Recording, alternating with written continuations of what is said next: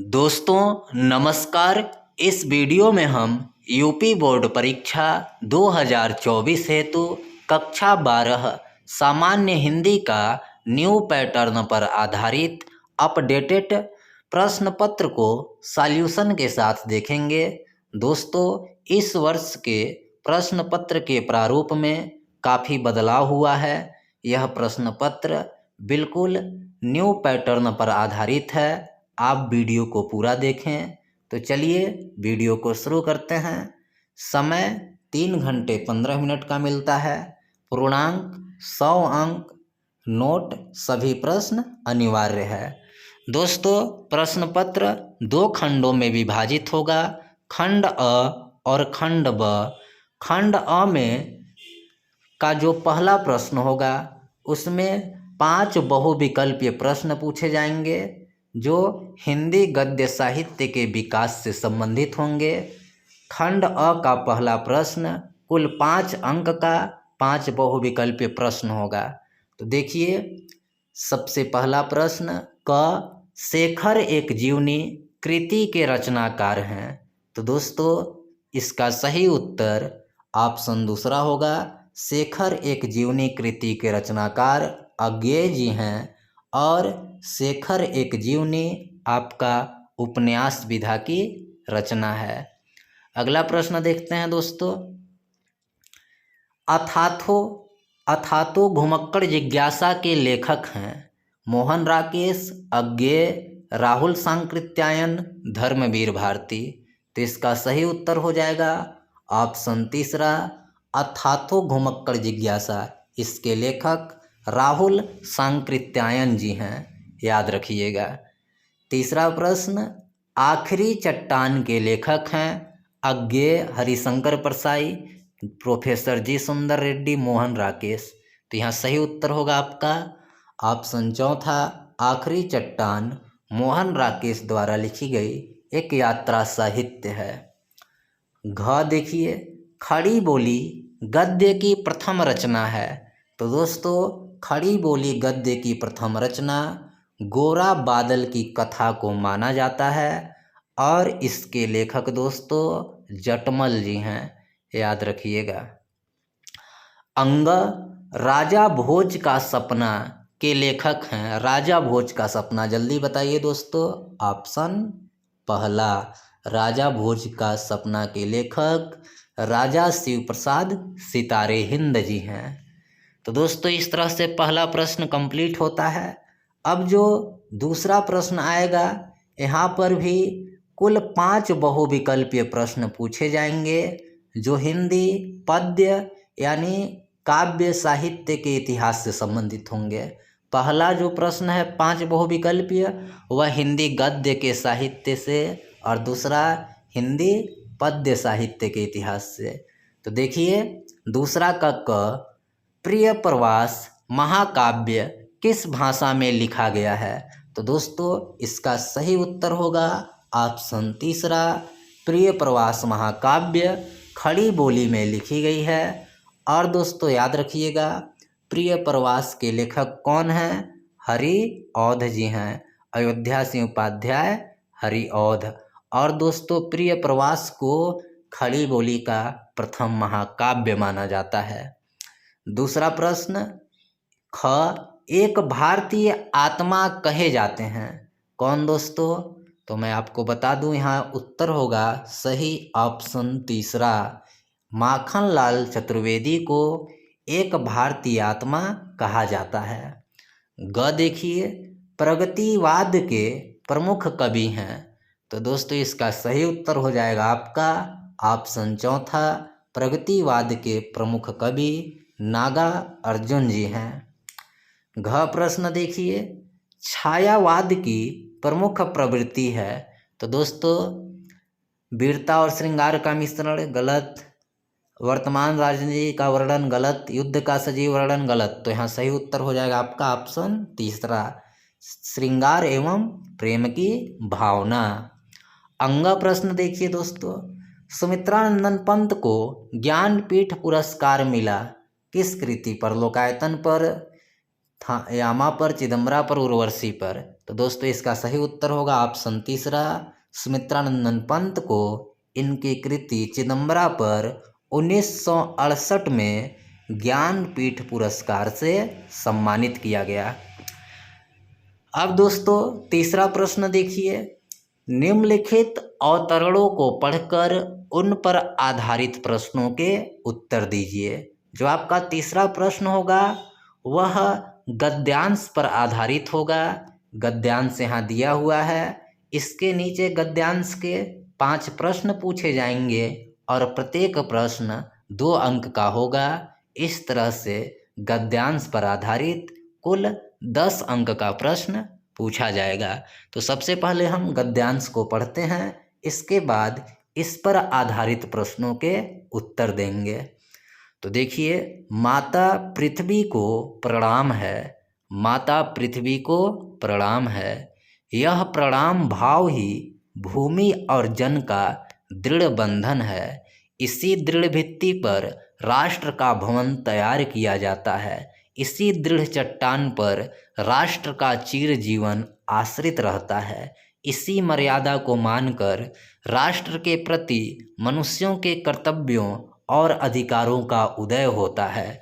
जो जन पृथ्वी के साथ माता और पुत्र के संबंध को स्वीकार करता है, उसे ही पृथ्वी के वरदानों में भाग पाने का अधिकार है।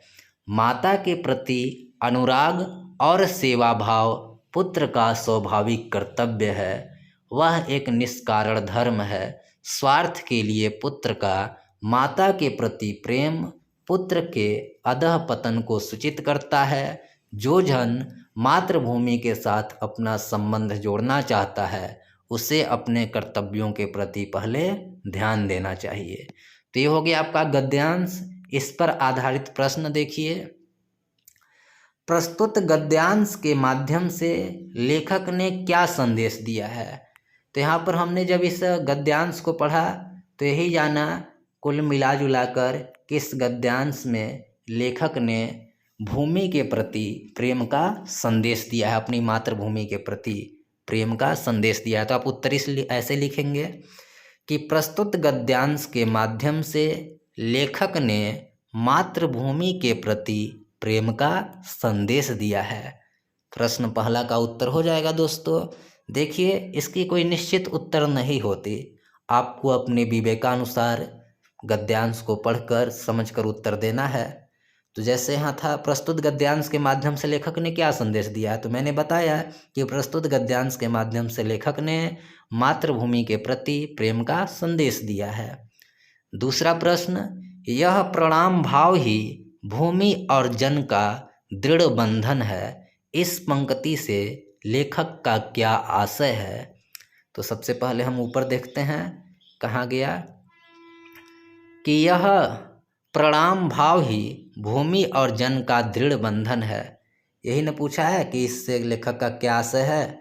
तो आप लिखेंगे कि लेखक कहते हैं कि जो लोग भूमि को अपनी माता के समान मानते हैं और स्वयं को अपने पुत्र के समान मानते हैं, उनके अंदर से भूमि के प्रति आदर का, प्रणाम का भाव स्वतः निकलता है और यही भाव भूमि और जन को एक दूसरे से बांधने का मजबूत बंधन है। ऐसे आप लिख देंगे दोस्तों, लिख सकते हैं, 2 नंबर तुरंत मिल जाएगा। तीसरा देखिए, पृथ्वी के रत्नों को कौन प्राप्त कर सकता है। प्रश्न ध्यान से समझ लीजिएगा, पृथ्वी के रत्नों को कौन प्राप्त कर सकता है। तो आइए देखते हैं। देखिए, जो जन पृथ्वी के साथ माता और पुत्र के संबंध को स्वीकार करता है, उसे ही पृथ्वी के वरदानों में भाग पाने का अधिकार है। यहाँ पर उत्तर मिल गया। तो ऐसे लिखेंगे कि पृथ्वी के रत्नों को कौन प्राप्त कर सकता है। तो आप लिखेंगे कि जो लोग पृथ्वी के साथ अपने सच्चे संबंध को प्राप्त करते हैं, वही पृथ्वी द्वारा दिए गए रत्नों संसाधनों को प्राप्त कर सकते हैं। चौथा देखिए, रेखांकित अंश की व्याख्या कीजिए। तो यहाँ पर रेखांकित अंश देखते हैं कि जो जन पृथ्वी के साथ माता और पुत्र के संबंध को स्वीकार करता है, उसे ही पृथ्वी के वरदानों में भाग पाने का अधिकार है। तो यहाँ आप ऐसे लिखेंगे कि प्रस्तुत रेखांकित अंश में लेखक कहते हैं, इसके बाद क्या करना है कि जो लिखा है इसी को घुमा फिरा कर आपको बदल कर लिख देना है, व्याख्या कर देना है। ऐसे आप लिखेंगे कि प्रस्तुत रेखांकित अंश में लेखक कहते हैं कि जो लोग इस भूमि के साथ माता और पुत्र के संबंध को स्वीकार कर लेते हैं, उन्हीं लोगों को इस पृथ्वी के द्वारा दिए गए वरदान और संसाधनों को प्राप्त करने का अधिकार है। हो गया बस इसी को आप घुमा फिरा कर अपने शब्दों में लिख दीजिए, बिल्कुल नंबर नहीं कटेगा। आगे देखिए, अपने कर्तव्यों के प्रति किन्हें पहले ध्यान देना चाहिए। तो देखिए यहाँ पर है इसका उत्तर कि जो जन मातृभूमि के साथ अपना संबंध जोड़ना चाहते हैं उसे अपने कर्तव्यों के प्रति पहले ध्यान देना चाहिए। तो आप लिखेंगे जो लोग इस मातृभूमि के साथ माता और पुत्र का संबंध जोड़ना चाहते हैं उन्हें सर्वप्रथम इस भूमि के प्रति अपने कर्तव्यों का ध्यान देना चाहिए। तो इस तरह से आपका यहाँ 10 नंबर का प्रश्न कंप्लीट होता है। अथवा करके एक और दिया रहेगा, आपको अपनी इच्छानुसार दोनों में से कोई एक गद्यांश हल करना है। ख देख लीजिए, अशोक को जो सम्मान कालिदास से मिला वह अपूर्व था।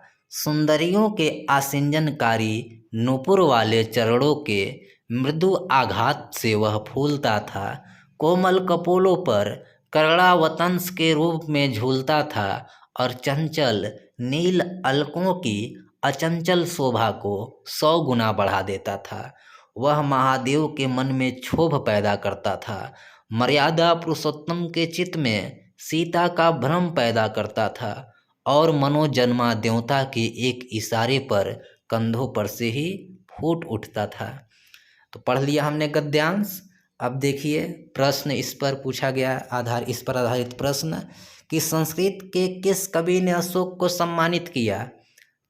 तो यहाँ देखिए सबसे पहले ही लिखा है कि अशोक को जो सम्मान कालिदास से मिला था वह अपूर्व था। तो आप लिखेंगे संस्कृत के कालिदास ने अशोक को सम्मानित किया। किस फूल की सुंदरता के कारण सुंदरियां उन्हें अपने कानों का आभूषण बनाती हैं। तो इसका उत्तर भी देखिए, कहाँ गया, अशोक के फूल की बात हो रही है कि अशोक के फूल करड़ावतंस के रूप में झूलता था। करड़ावतंस का मतलब होता है कर्ण फूल, यानी कान में पहनने वाला फूल। तो कान में पहनने वाला करड़ावतंस एक प्रकार का आभूषण ही हुआ। तो आप लिखेंगे अशोक की फूल के सुंदरता के कारण सुंदरियां उन्हें अपने कानों का आभूषण बनाती हैं। पाठ का शीर्षक और लेखक का नाम लिखिए। तो दोस्तों पाठ का नाम है अशोक के फूल और लेखक का नाम हजारी प्रसाद द्विवेदी जी। फिर रेखांकित अंश की व्याख्या कीजिए। तो यहाँ देखिए, सुंदरियों के आसिंजनकारी नूपुर वाले चरणों के मृदु आघात से वह फूलता था।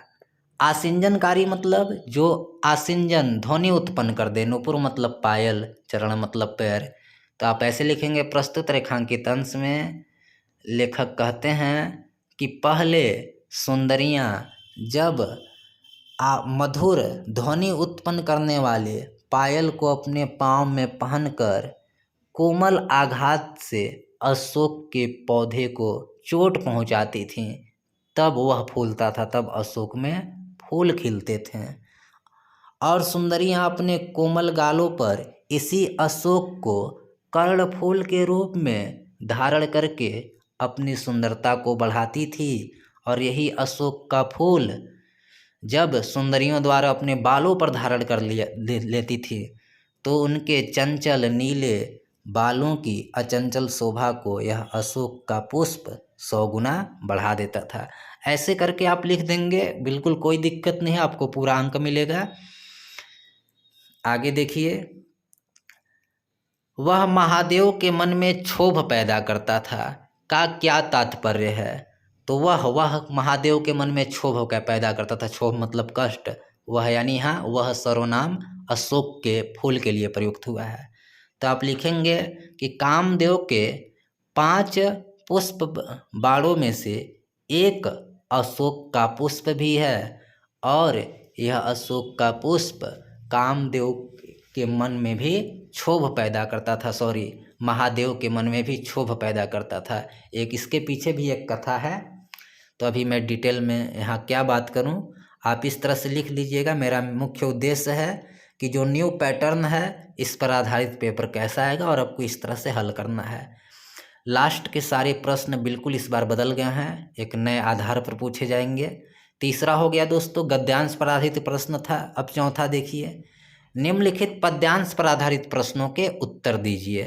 तपस्वी, ये भी प्रश्न आपका कुल 10 अंक का है।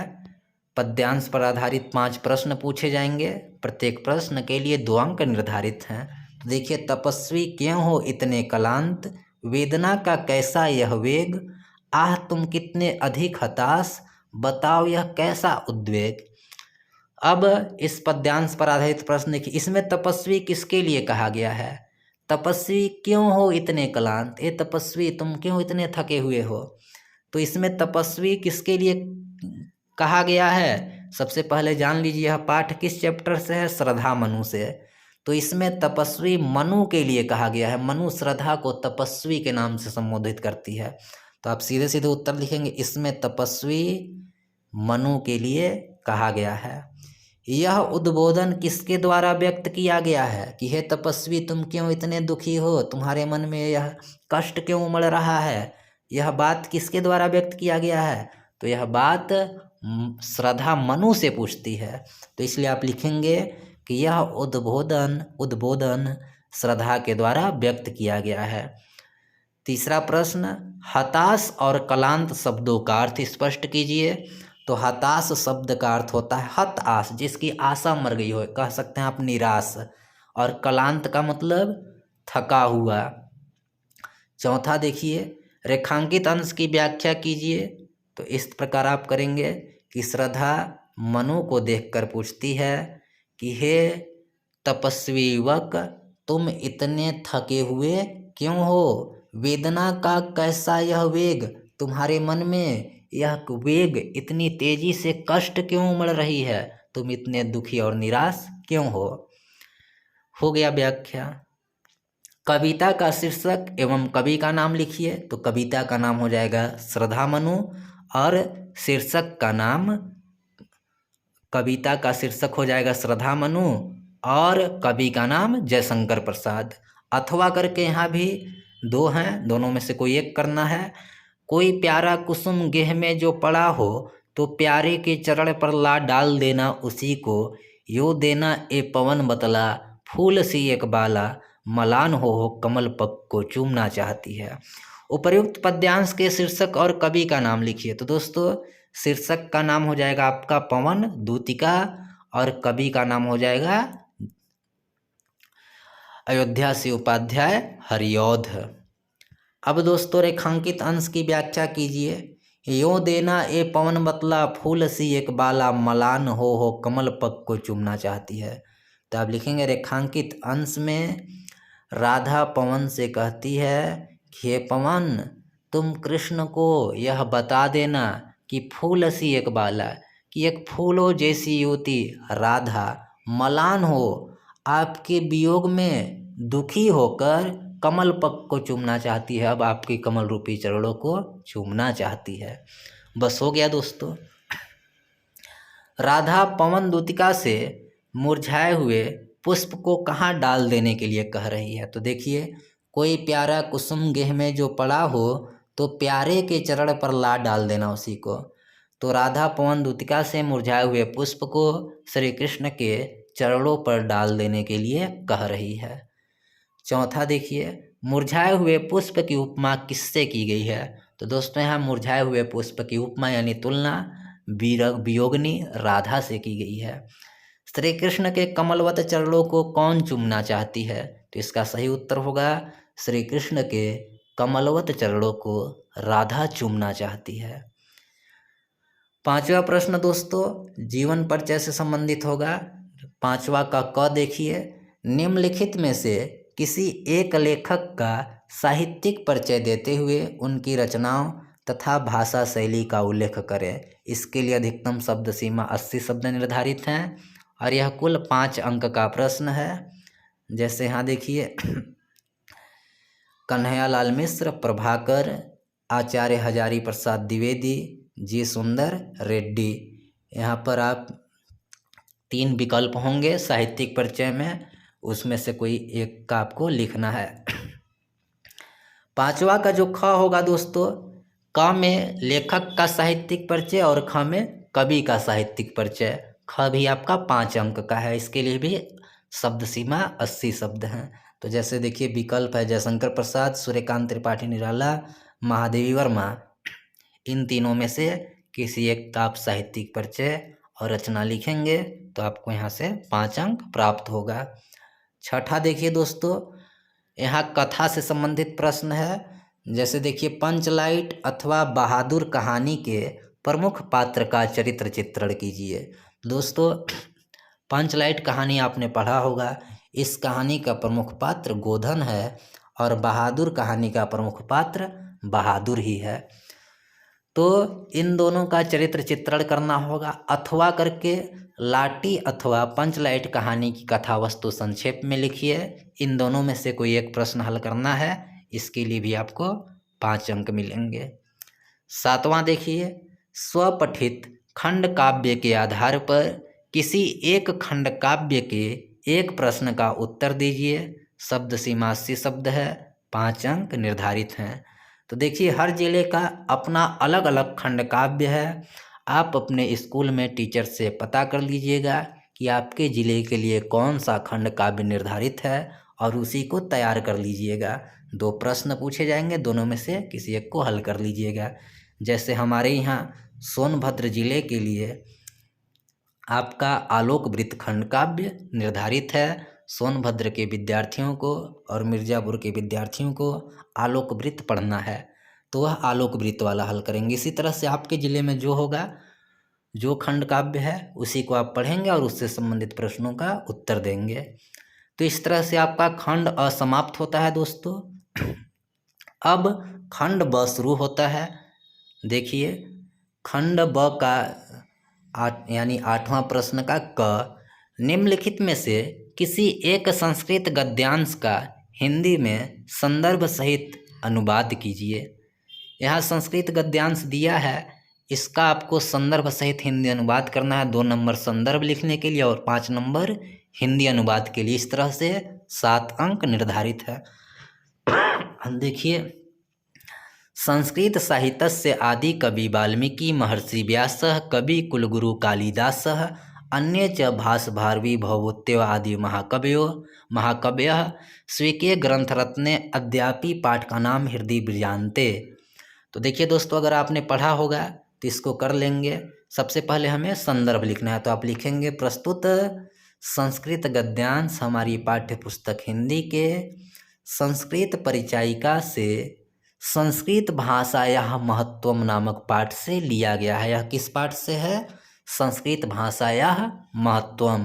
तो इस तरह आप पाठ का नाम लिख देंगे तो 2 अंक मिलेगा। इसके बाद हिंदी अनुवाद करेंगे। मैं सीधे करता हूँ अनुवाद, आप देखिएगा।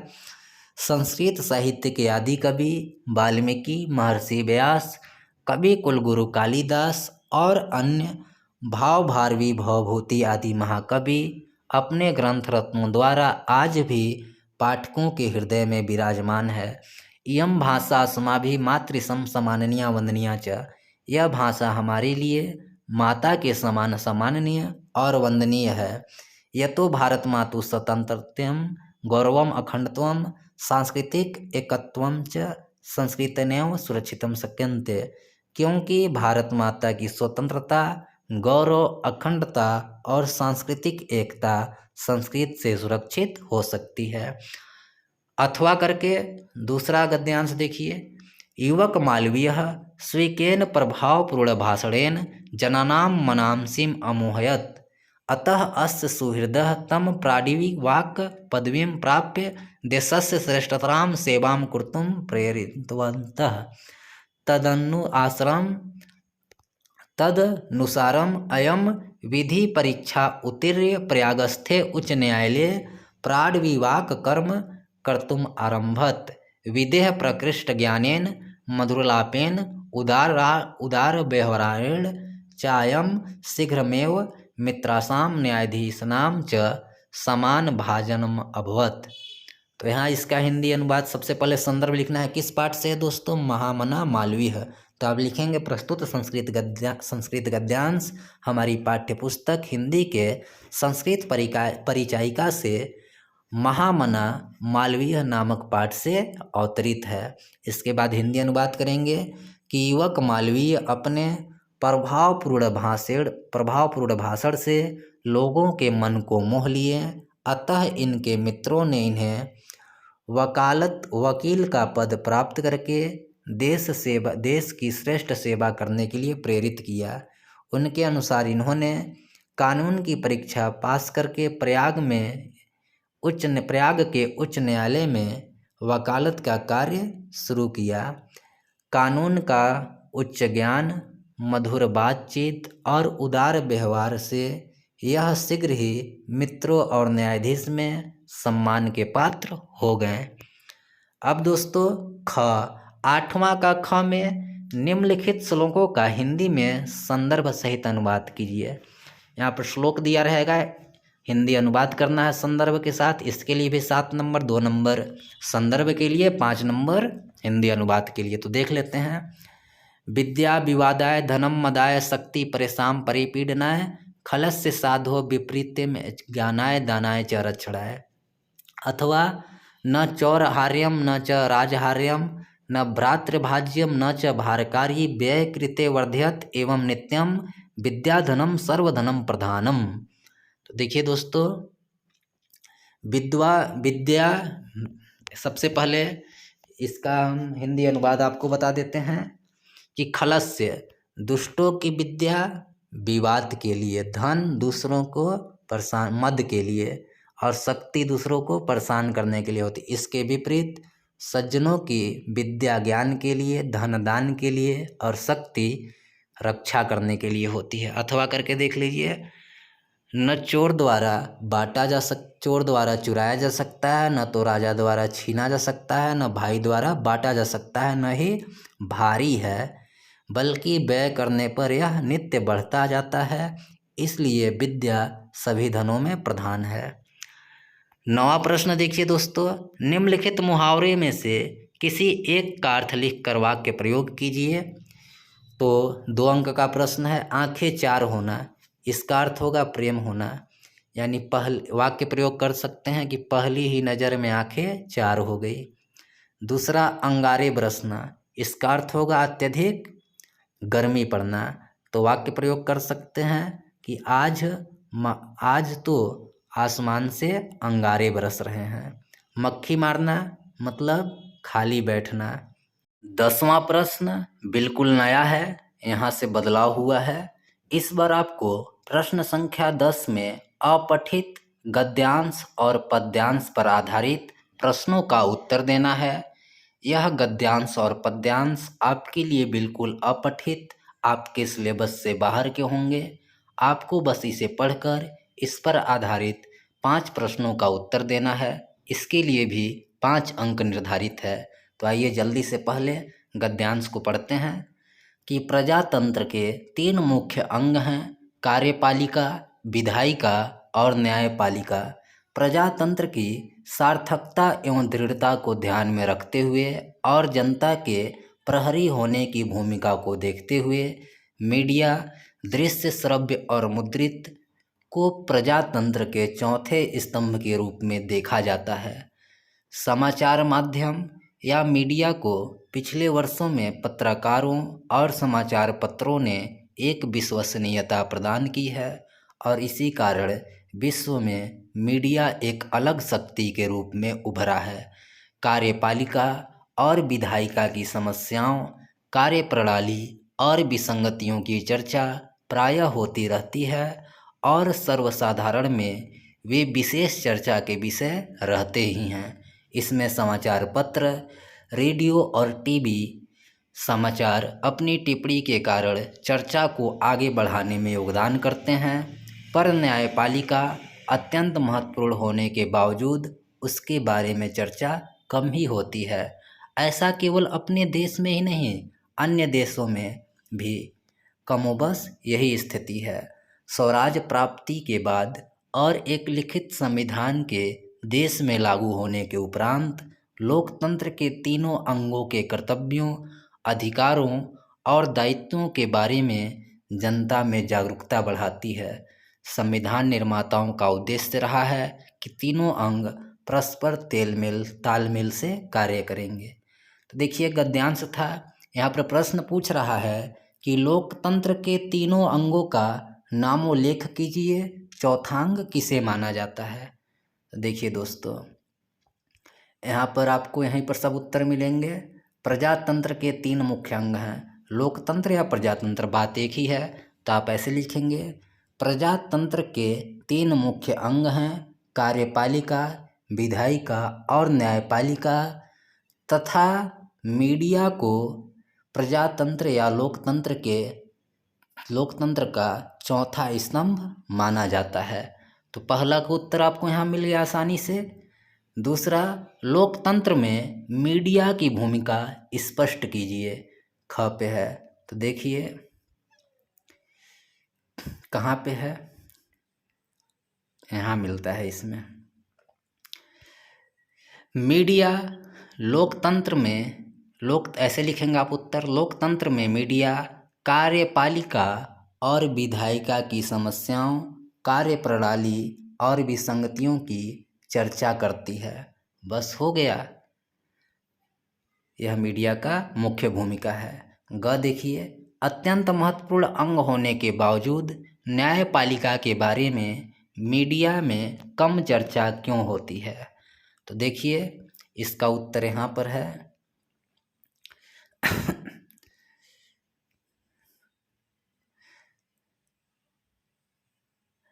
आप लिखेंगे कि लोकतंत्र का महत्वपूर्ण अंग होने के बाद भी मीडिया में न्यायपालिका की इसलिए चर्चा कम होती है क्योंकि न्यायपालिका अपने विशेष अधिकारों का प्रयोग करके मीडिया को दबा देती है। बस सिंपल सा अपने विवेक के अनुसार उत्तर दीजिए, पूरा नंबर मिलेगा, नंबर बिल्कुल नहीं कटेगा, पॉजिटिव मार्किंग होता है। जनता में अधिकारों और दायित्वों के प्रति जागरूकता बढ़ाने में किसका योगदान है। तो लिखेंगे जनता में अधिकारों और दायित्वों के प्रति जागरूकता बढ़ाने में मीडिया का योगदान है। अंगः पारदर्शिता से क्या तात्पर्य है। तो पारदर्शिता का अर्थ आर पार दिखने वाला होता है।